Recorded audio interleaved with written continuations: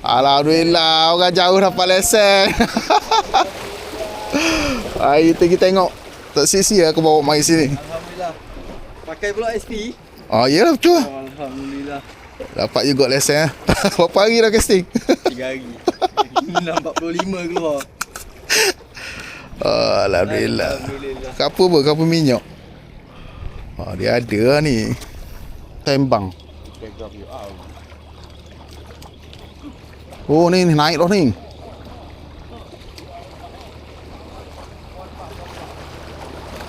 Apa tu? Airbag. Ada airbag. Oh, bere. Bahkan nunda. SP pun tak ada ha. Oh. SP. Oh, nak main tunda lah.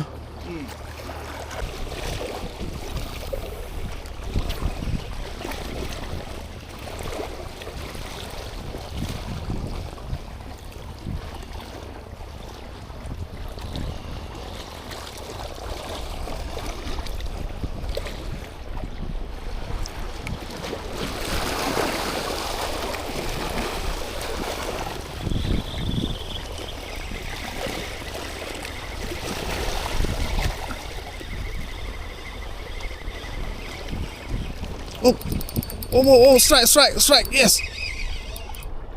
Besar. Oh.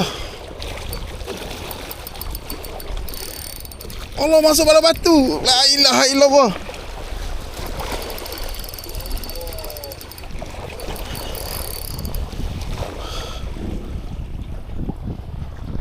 Oh, ada lagi. Ada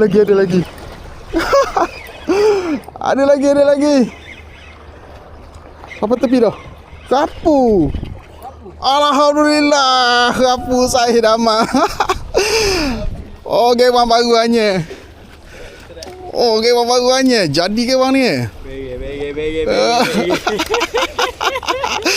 Ingat Jadi. Oh, boleh beli lah gewang ni. Ni apa? Kingdom Phantom VIB wipe brush. Saya. Oh. Siap masuk bawah batu ni, nasib baik kau. Alhamdulillah, strike. Oh, member nak balik tau, sambung balik. Aduh. Payah ni. Relax jom. Nak cabut mata kain ni.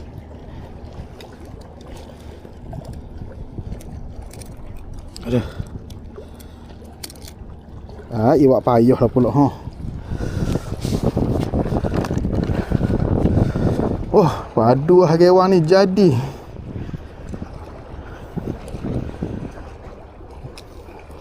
Oh, boleh beli gewang ni nak main kapu. Jadi.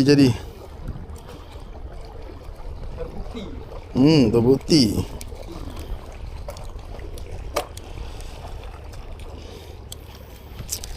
Aduh, payah lah pun nak cabut.